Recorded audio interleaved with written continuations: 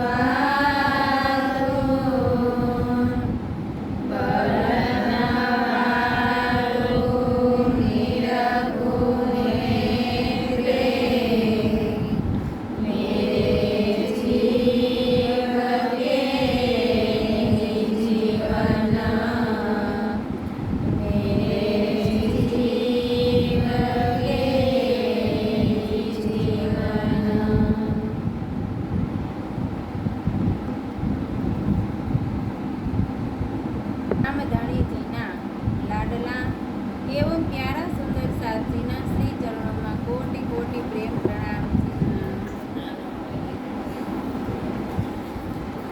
વટ પરો દિન નિંદકો જીન સોહાગન્યા દયા ભૂલાય તો ભી નિંદા નિગોડી ના ઉડી જો ધની થકે ભૂલાય ભૂલાય જો ધની થકે ભૂલાય ભૂલાય. આ પ્રકાશ ગ્રંથ અને એની અંદર પણ આ સૂત કાતવાનું પ્રકરણ તો ધામધણીજી આપણી આત્માને જાગૃત કરવા માટે આ પ્રકાશના વચનો આપણે સૌ સુંદર સાથને કહી રહ્યા છે કે આ માયા રૂપી નિંદ્રાને જ્યાં સુધી આપણે નહીં છોડી ત્યાં સુધી આપણે આપણા સ્વયંની ઓળખાણ પણ થશે નહીં. તો કીધું કે આ મોહ સાગરની અંદર આપણે ધણી શા માટે આ સંસારની અંદર લઈને આવ્યા છે? શું આ મોહ સાગરને જોવા માટે લઈને આવ્યા છે? આ મોહ સાગરને જોવા માટે નહીં, પણ આ મોહ સાગરની અંદર કીધું કે જે ધણી એની નિસ્બતની ઓળખાણ આપણે નથી કરી શકતા ને એ ઓળખાણ કરાવવા માટે આ સંસારની અંદર આપણે આવ્યા છે. તો જો આજે આપણી આ અજ્ઞાનતા રૂપી નિંદ્રાને નહીં ઉડાડી તો આપણે કેવી રીતના ખબર પડશે કે હું પરમધામની સોહાગીણ છું? આપણે દાવો તો કરીશું ને કે આપણે સૌ કોણ છીએ?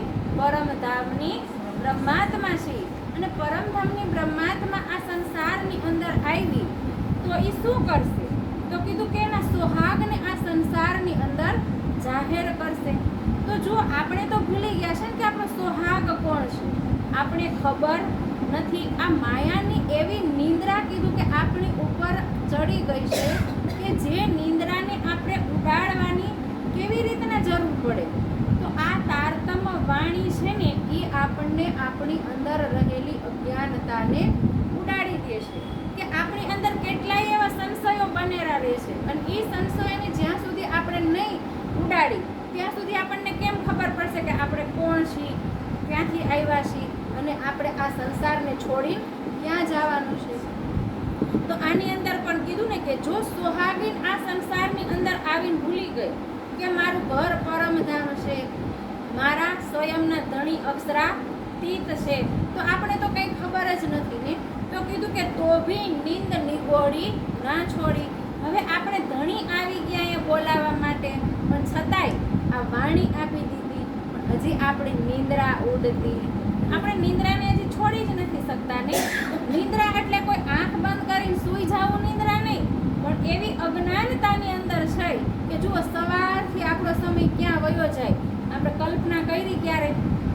આજ એક દિવસ નહીં, જો આપણી ઉંમર કેટલી થઈ એની એક એક પલ જુઓ કેટલી વ્યતીત થઈ ગયા આપણી વ્યર્થમાં. આપણે ખબર પડી એક પલ પણ કીધું કે જ્યારે તારતમ વાણી આપણે નહોતી મળી ને તો આપણી પલ ત્યારે આપણને નહોતી ખબર કે આપણે ક્યાં એને વ્યર્થમાં જવા દઈશું. પણ આ તારતમ વાણી મળ્યા પછી આપણે આપણી ઓળખાણ થયા પછી શું આપણી પલને આપણે વ્યર્થમાં જવા દઈએ તો આપણને સારું લાગે? સારું કે હવે તો ધણી કહેશે હું તમને બોલાવી થાકી ગયો પણ તમે તમારી સામું જોતી નથી. મેં તમારા માટે કેટલું જોવા સંસારની અંદર મોકલી દીધું. એ ધર્મગ્રંથો મોકલી દીધા. ધર્મગ્રંથો મોકલ્યા પછી કીધું કે તમે એને ન સમજી શકો તો એને ખોલવા માટેની ચાવી આ તારતમ વાણી પણ મોકલી દીધી. તો હજી પણ તમને હું પુકાર કરીને કહું છું કે હવે તમે જાગ્રત થાવ. પણ આપણે હજી જાગ્રત થતા નથી.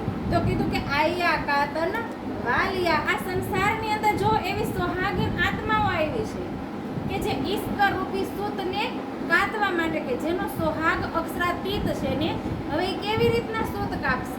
તો આ પ્રકરણની અંદર આખું કીધું કે જે સોહાગીન હશે ને એ કેટલું સૂત કાપશે?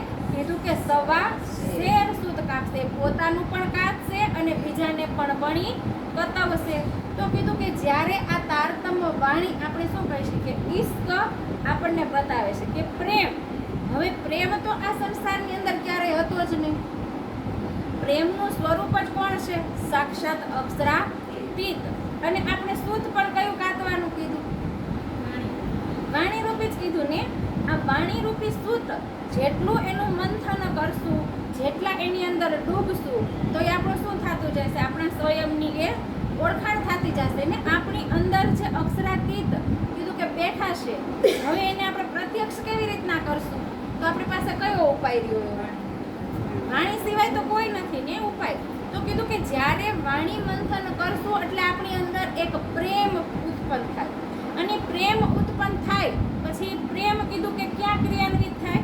તો કીધું કે જ્યારે આપણે ચિત્તવનની અંદર બેસીને ત્યારે આપણી અંદર કીધું કે જીવ ઉપર જે આત્મા બેઠી છે ને એ આત્માની અંદર એ ક્રિયાન્વિત થાય કે એની અંદર એ ક્રિયા થવા લાગે ઈશ્કની. કે જે પ્રેમ આપણે કહી કે આપણી અંદર કેમ ઉત્પન્ન નથી થતો, કેમ આપણને પ્રેમની ઓળખાણ નથી થતી, આપણે આટલું બધું કરી પણ છતાંય આપણી અંદર એ પ્રેમ કેમ નથી આવતો? પણ ક્યારે આપણે એ કર્યું ગોતવાની કોશિશ કરી કે ભાઈ મારી અંદર એવી શું ખામી રહી ગઈ કે હજી એ મારી અંદરથી પ્રગટ નથી થતું? તો કીધું કે જ્યારે આપણો જીવ છે ને એ આ માયાની અંદર કીધું કે કામ, ક્રોધ, લોભ, મોહ જેવા વિષયોને વીંટાઈને બેઠો છે ને એટલે હવે એમાંથી નીકળવાની બારી કઈ આપણી પાસે? હવે આપણે તો કહીશું કે પૂર્ણી આત્મા તો આપણે લઈ જ લીધી ને. તારતમ વાણીનું તો રોજ કીધું કે મંથન કરી છે પણ એ પૂર્ણી આગળ કેમ નથી હજી કાતવા આપણે બેઠતા? કે અમે કીધું ને કે કોઈ સખી પગ ચડાવીને બેસી ગઈ હોય કે કોઈ એકા બીજી આગળ બેઠી હોય હવે એ વાંચતી હોય અને આપણે બાજુમાં બેસીને શું કરીએ ને વાતું કરાવીને તો એને ન વાંચવા દઈને આપણે વાંચીને એટલે એને કાતવા ન દઈને આપણે કાતીને પગ ઉપર પગ ચડાવીને કેવી મસ્તીથી બેઠા હોય. આપણે એ ન ખબર હોય કે આપણે શું કરવા આવ્યા છે, એ કઈ વાતું કરવા આવ્યા નથી. અહીંયા આપણે 1 કલાક સત્સંગમાં આવી એનું શું મહત્વ? અહીંયા શું આપણે એકાબીજાની યાર વાતું કરવા આવી છે? ધણીએ શું કીધું કે એતા મત્તા તુમકો દિયા સો જાનત હે તુમ દિલ બેશક ઇલ્મે ના સમજો તો સહુર કરો સબ મિલ. તો અહીંયા આપણે શું કરવા માટે આવીશું? ઘરે આપણે એકાંતની અંદર મંથન તો કરી જ છીએ.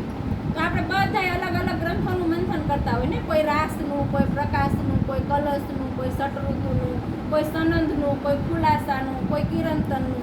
તો બધાયની અંદર કોઈ સવાલ તો આપણને એવો ઉત્પન્ન થાય ને કે ભાઈ આ હજી કેમ મને સમજાતું નથી, આની અંદર એવી કઈ આટી હશે કે જે મારા મગજમાં નથી બેસતી? તો આપણે જ્યારે અહીંયા બધાય બેઠા હોય તો આપણે શું કરી ત્યારે કે એનો ખુલાસો કરીને તો કીધું કે સહુર એટલે શું કીધું કે ચિંતન મંથન. આ વાણીનું મંથન કરી અને તોય છતાંય આપણને ન સમજમાં આવે તો આપણે એકાબીજા સાથે બેસીને એનું શું કરી કે ભાઈ સહુર કરી કે ભાઈ તને આ કેવું સમજાય છે? તો આપણા અંદરથી અલગ ભાવ આવતો હોય, બીજી સખીના હૃદયમાંથી શું અલગ ભાવ આવતો હોય.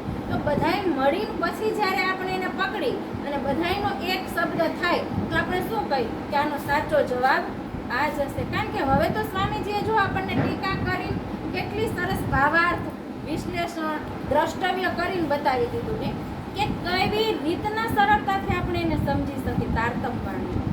આજ સુધી તો કીધું કે તારતમ વાણીને આપણે સમજી પણ નહોતા શકતા, પણ આપણે હંમેશા શુક્રિયા કરવા જોઈએ કે આપણને સ્વામીજી જેવા સદગુરુ મળ્યા કે જેને આટલી સુંદર ટીકા તો નહીં પણ તમામ ધર્મ ગ્રંથોના એક એક રહસ્યને એને અલગ અલગ કિતાબોની અંદર ખોલી દીધા. જો 110 કરતાં પણ કીધું કે વધારે સાહિત્ય જેની અંદર બીજા ધર્મ ગ્રંથો, કોઈ ભાગવત, કોઈ કુરાન, કોઈ ગીતા કે અલગ અલગ એવી રીતના સાહિત્યોની અંદર ઉપનિષદો, વેદ, કીધું કે ગીતા, બાઇબલ, જેની અંદર શું રહસ્ય ભરેલું છે. એક પરમાત્માની કીધું કે વાત તો બધાય કરે છે અને આપણે શું કહીશું કે આ તારતમ વાણી છે એ બધાયથી સર્વોપરી કીધી. હવે સર્વોપરી છે પણ એની ખબર શું આપણે સ્વયંને છે કે કેવી રીતના સર્વોપરી છે. હવે કોઈ ગીતાવાળા આવ્યા હોય, હવે એને કેવું હોય કે ભાઈ તમારી વાણી જે ગીતાની અંદર પણ એ જ લખેલું છે, તો આપણે એને કેવી રીતના સમજાવી શકીએ? એને જણાવવું છે ને આપણે ગીતાની વાત. હમણાં જ રસીલાબેને જે પ્રકરણની ચર્ચા કરી તો એની અંદર કેટલું સરસ પ્રકૃતિ અને આ સંસારની અંદર બધું રહસ્ય કેવી રીતના છે ને એની વાત એને સમજાવી કે ભાઈ ગીતાની અંદર પણ કીધું કે આ સૃષ્ટિ ક્યાંથી ઉત્પન્ન થાય, કોણે ઉત્પન્ન કરી, કેવી રીતના ઉત્પન્ન થઈ, ફરી ઉત્પન્ન થઈ તો એ લઈ થયા પછી ક્યાં સમાઈ જાય, તો ગીતાની અંદર એ છે ને એ લખેલું. પણ હવે એને તમે કેવી રીતના સમજી શકો? શું ઉપાય? હવે એની અંદર કીધું કે 3 પુરુષની વિવેચના કીધી. હવે એમાંથી આપણે ત્રીજા પુરુષને તો ઓળખતા નથી, તો આપણે કેવી રીતના કહી કે આ સંસાર બન્યો ક્યાંથી, કોને બનાવ્યો, કોના સ્વપ્નમાં બન્યો? હવે કેવી રીતના જાણી શકીએ આપણે? એનું જ્ઞાન હોવું તો જોઈને આપણી પાસે. તો કિરંતનની અંદર કીધું કે એ બ્રહ્મ કોણ છે? એ બ્રહ્મ આ સંસારની અંદર કણ કણની અંદર કહે છે કે આ લોકો સંત મહાત્માઓએ જ્યારે સમાધિ લગાવી તો એને આ નિરાકારથી પરેની શુદ્ધ નથી થઈ, પણ આ નિરાકાર મંડળની અંદરની જ્યાં પ્રકૃતિ કીધું કે પૂરી થઈ ત્યાં સુધીની તો ખબર પડી, પણ પ્રકૃતિથી આગળ કઈ વાત છે હવે કેવી રીતના જાણી શકે? જે વેદોની અંદર પણ કીધું કે લખ્યું પણ હવે એ ખબર જ નથી વેદોના જ્ઞાનની, તો વાણીમાં પણ કીધું કે તીનો વેદોને યો કહ્યા અથર્વન સબકા સાર, વેદ કલી में आखिर त्रिगुण को उतारे पार. હવે એને આપણે કેવી રીતના સ્પષ્ટ કરી? તો બધાયના મનમાં વિચાર આવે, કારણ કે એક એક ચરણ જ્યાં સુધી આપણને નહીં ખબર પડે તો ત્યાં સુધી આપણે કેવી રીતના એને ઓળખશું કે ભાઈ વેદની અંદર કીધું કે 3 વેદ અને એનો સાર કયો કીધો? અથર્વ વેદ સાર કીધો, અને વળી કીધું કે વેદોના જ્ઞાનથી ત્રિગુણય પાર ઉતરશે. કેવી રીતના ઉતરશે પાર?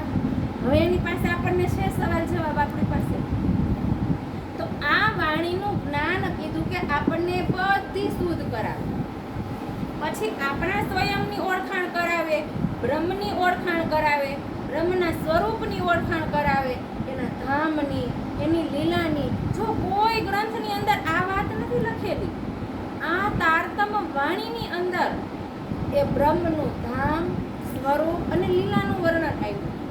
અને એમાં પણ એટલે તો કીધું કે નીંદને હજી આપણે છોડી નથી શકતા, તો એ બધું કેવી રીતના જાણી શકશું? આપણે તો કીધું કે એવી સોહાગનીઓ છે અને એને જ એ સોહાગનીઓ એ પોતાના પ્રિયતમને જ ભૂલી ગઈ છે, તો આ સંસારની અંદર આવી અને કોનું ભજન કરશે, કોનું યાદ કરશે, કોનું ધ્યાન કરશે? આપણી પાસે લક્ષ તો હોવો જોઈએ ને. કીધું કે આ સંસારમાં એવા મોટા મોટા જુઓ ભક્ત થઈ ગયા, પણ એને પણ જો એ અક્ષરાતીતની ઓળખાણ નથી કરી, પણ છતાંય એ પોતાના ઈષ્ટને પ્રાપ્ત કરવા માટે પોતાનું સર્વસ્વ સમર્પણ કરી દે છે. તો આપણે આપણું સર્વસ્વ સમર્પણ કર્યું આપણા ધણી માટે.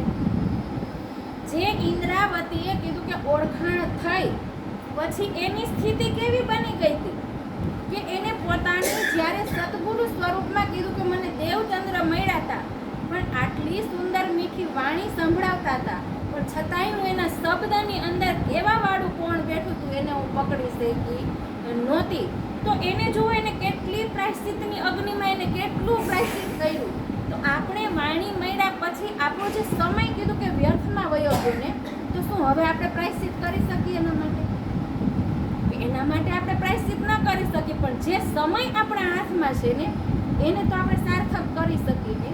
એટલે કીધું કે પૂણી તો હાથમાં લઈ લીધી આપણે, પણ એને હજી શું કરીને બેઠા છે? પકડીને બેઠા છે. હજી આપણે એને રાહ જોઈ છે કે બીજી સખી આવે બાજુમાં, ઈ ચરખા ઉપર પૂણીને સૂતને ચડાવે, પછી હુંય ચડાવીને પછી એને ધીરે ધીરે ફેરવવું. કારણ કે જે ચરખો હોય ને, ચરખાનું ઉદાહરણ જુઓ કે જ્યારે ગાંધીજી હતા ને, ગાંધી બાપુ, ત્યારે એ ચરખાની અંદર એને કાતવાની શરૂઆત કોને કરી? એને જ કરી ને, ત્યાંથી ને. તો જુઓ એ દોરો કેવી રીતના એક પછી એક જે તાર હોય ને, ક્રમ વાઇઝ કીધું કે એની અંદર શું થતું? વીંટાતી જતો હોય. પછી એમાંથી જે કાપડ બને, ખાદી બનતી ને એમાંથી, તો કીધું કે આ ઈશ્ક રૂપી જ્યારે ચરખો, તો આપણી કે આ અંદરની ઈમાન રૂપી પૂણી જોહે ને, તારતમ વાણી રૂપી તો પૂણી હાથમાં સૂત લઈ લીધું. હવે એને કાતવું કેવી રીતના, ક્યાં ચડાવવું, હવે તો આપણને ખબર નથી. પૂણી તો વાળી લીધી ને, રૂમાંથી આપણે પહેલા પૂણી વાળવી પડે ને હાથમાં લઈ. હવે પૂણી વાળ્યા પછી એને ચરખા ઉપર ચડાવવાની છે. પણ આપણે તો હજી કઈ શરૂઆત જ નથી કરી. ચરખો તો હજી આપણો મનરૂપી ચરખો તો બન્યો નથી હજી. એ કેવો પડ્યો છે? તકલા કીધું ને, હજી તૂટી ગયેલા પડ્યા છે. આપણા તકલા હજી ચડેલા નથી. તો જ્યાં સુધી તકલો તૈયાર નહીં થાય ત્યાં સુધી પૂણીને આપણે ક્યાં ચડાવશું? એની ઉપર પૂણી નહીં ચડે તો ત્યાં સુધી આપણે એને કેવી રીતના સૂત કાપશું? તો કીધું કે ઈશ્ક રૂપી સૂતને જ્યારે કાતવું હોય તો ઇન્દ્રાવતી સિવાય તો કીધું કોઈએ કાંઈ નથી. ઇન્દ્રાવતીએ તો જો આપણને એવો વશીકરણ મંત્ર પણ આપી દીધો ને કે ધણીને કેવી રીતના તમારે તમારા હૃદય મંદિરની અંદર બેસાડવા. ષટઋતુની અંદર બધું એને કહી દીધું ને આપણે કે હું વશીકરણ મંત્ર પણ તમને આપી દઉં છું, પણ તમે એ વશીકરણ મંત્રને લઈ શકશો તમારા હૃદયની અંદર? એટલે કીધું કે જે સોહાગીન છે ને, કીધું કે એક લેસી સોહાગ સુલતાન કા સોઈ સોહાગીન. હવે સુલતાનનો સોહાગ કોઈ લેવા વાળું જ નથી, તો સોઈ સોહાગીન કેવી રીતના આપણે એને કહી શકશું? વાણીની અંદર આખું પ્રકરણ મૂકી દીધું ને કે સોઈ સોહાગીન ધામ કી જો બરસે ભીતરો સન.